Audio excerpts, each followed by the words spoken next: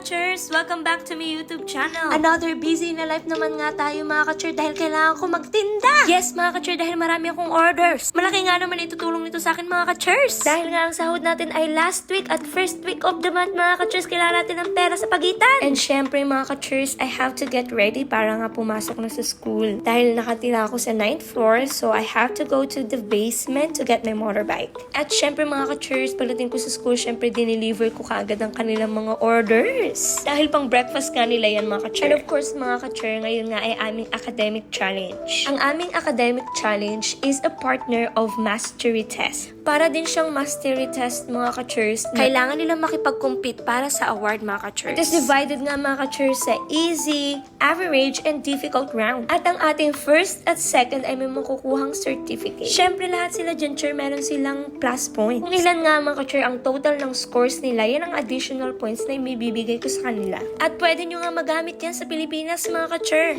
Dahil sobrang interactive nga nito mga ka-chers at maganda siyang i-apply sa classroom. At syempre nga mga ka-chers, meron yung rules and regulations. Kailangan sundin nila.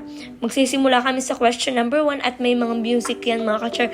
Kung gusto ninyo ang PowerPoint na ito, comment lang kayo mga ka-chers at ibibigay ko sa inyo ang copy ng PowerPoint para magamit ninyo. Sobrang ganda nga nito mga ka-chers. Talaga nga namang nakaka-excite ito mga ka-chers at ang mga bata excited sila lalo na kapag tama ang kanilang mga sagot. Ganito nga pala namin ginagawa yan mga ka-chers.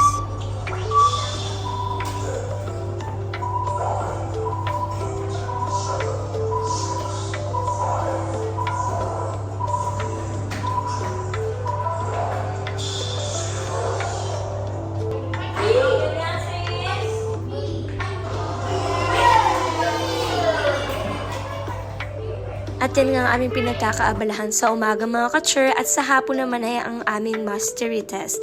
Review na rin yan mga ka-chers bago sila mag-mastery test. Kasi yung mga ibang tanong sa mastery test nilalagay ko dyan mga ka-chers para talagang ma-review sila. At syempre mga ka-chers, ang paborito natin, uwian na!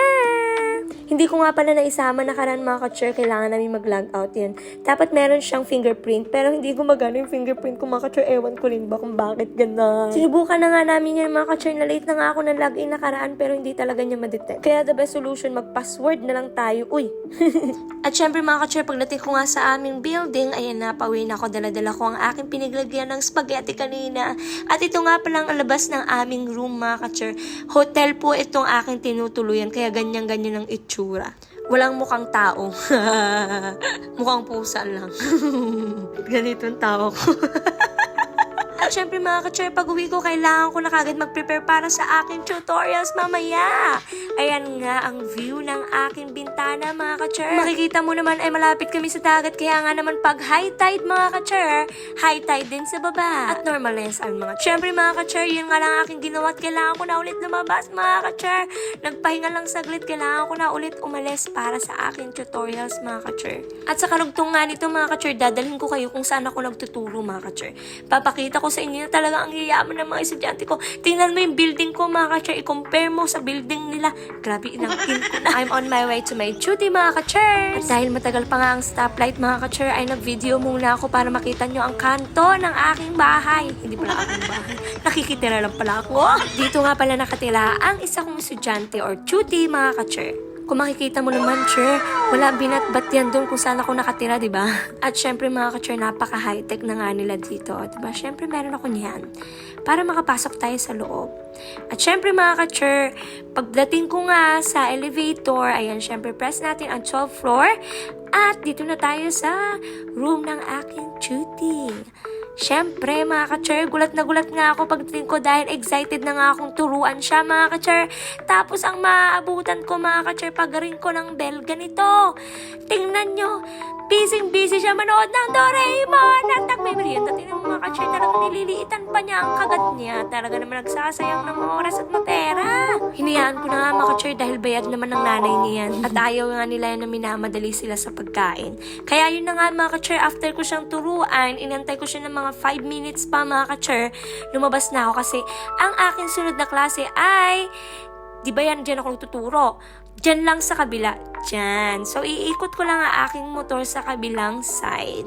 At mga ka-chair, for the application nga kami, mga ka-chair, ngayon ang aming pinag-aralan this past few months. And of course, our lesson is more on conversation. Therefore, I tried to bring him outside, relax, and apply the different lessons we just had nakalipas na buwan. Ganyan lang kayo mga ka-chair. Relax habang nag-aaral. Pagbalik nga namin mga ka-chair, syempre may merienda muna bago tayo umalis. Yes, we At syempre mga ka-chair, nag-online class din pala tayo. Kaya kailangan ko tumambay mga ka-chair sa coffee shop para magturo. At dyan na nagtatapos ang another busy in a life natin mga ka-chair. Thanks for watching! Don't forget to subscribe!